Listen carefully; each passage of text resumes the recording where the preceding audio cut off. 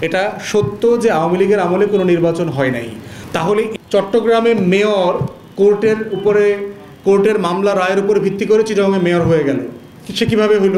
1700-র মতো কাউন্সিলর হচ্ছে বিএনপি, জামাত, স্বতন্ত্র এবং ফ্যাসিবাদ বিরোধী আন্দোলনের যারা সক্রিয় ছিলেন, গণ অভ্যুত্থানে সক্রিয় ছিলেন। যাচাই বাছাই সাপেক্ষে এই মানুষগুলোকে পুনর্বহাল করা হোক, কারণ তারা জুলাই আগস্টের গণ অভ্যুত্থানকে ধারণ করেন। এই সরকার আসার পরে যেটা হ্যাপাজার্টলি কাজটা করেছে সেটা হচ্ছে স্থানীয় প্রশাসন সবগুলোকে বাতিল করে দিয়েছে, শুধুমাত্র ইউনিয়ন পরিষদ ছাড়া। এই সিদ্ধান্তের ভিতরে একটা বৈপরীত্য আছে যে আপনি স্থানীয় প্রশাসনকে কেন বাতিল করেছেন, কারণ আপনি বলছেন যে তারা আওয়ামী আমলে একচেটিয়া নির্বাচনের মাধ্যমে তারা নির্বাচিত হয়েছে। তো যদি সেটা হয়ে থাকে তাহলে ইউনিয়ন পরিষদের চেয়ারম্যানরা কীভাবে নির্বাচিত হয়েছে? বাংলাদেশের অলমোস্ট সকল ইউনিয়ন পরিষদের চেয়ারম্যান আওয়ামী লীগের ওই এলাকার সভাপতি, সেক্রেটারি। তাহলে আপনি তাকে বাতিল করলেন না কেন? আবার তাকে বাতিল করেন নাই, চট্টগ্রামে মেয়র কোর্টের মামলা রায়ের উপরে ভিত্তি করে চিটাগংয়ে মেয়র হয়ে গেল। সে কীভাবে হইল? তাহলে তার প্রশাসন বাতিল হইল না কেন? আবার দেখলাম গত কয়েকদিন আগে 9 জন না 8 জন উপজেলা চেয়ারম্যান একটা রিট করে ওনাদেরকে পুনর্বহাল করবার একটা রায় নিয়েছেন। তাহলে এই যে পুরো বৈপরীত্যটা চলছে, এখানে আমরা একটা ন্যায্যতা দেখতে চাচ্ছি। এটা সত্য যে আওয়ামী লীগের আমলে কোনো নির্বাচন হয় নাই। তাহলে সমাধান কি? এখানে দুইটা সমাধান আছে।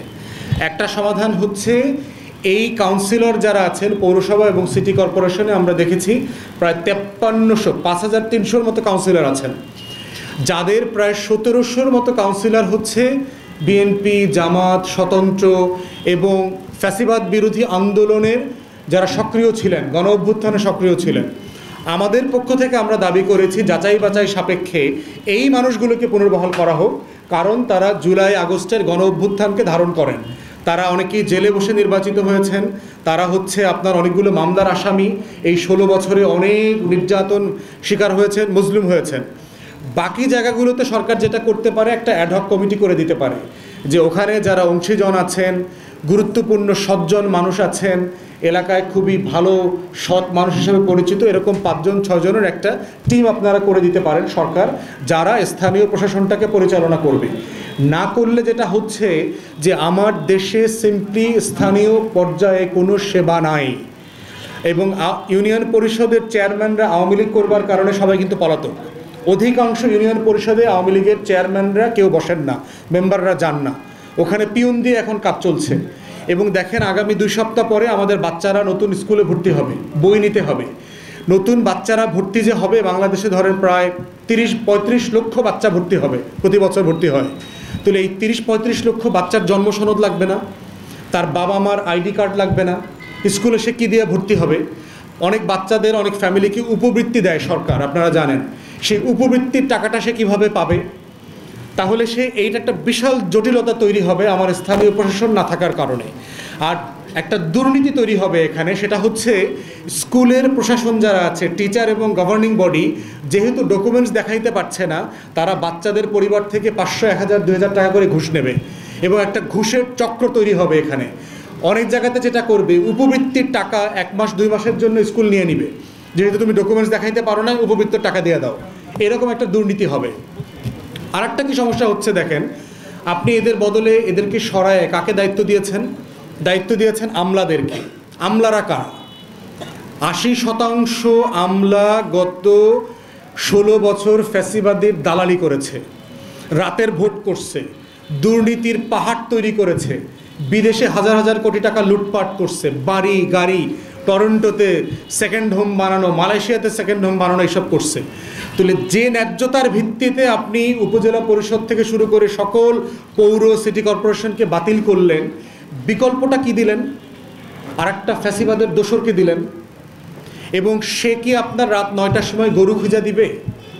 আমার কাছে এখানে কাউন্সিলররা দেখা করতে আসছে, গ্রামে গঞ্জে যারা সার্ভ করেন, রাতের বেলা গরু খুঁজা পায় নাই, সেই কাউন্সিলরের বাড়িতে গেছে, কাউন্সিলর হারিকেন নিয়ে 2 ঘন্টা খুঁজা গরু বাড়ি করে দিছে। তার এই সেবা কি আপনার দিতে পারবে আমার যারা 9টা 5টা জব করে, 9টা 6টা 7টা জব করে?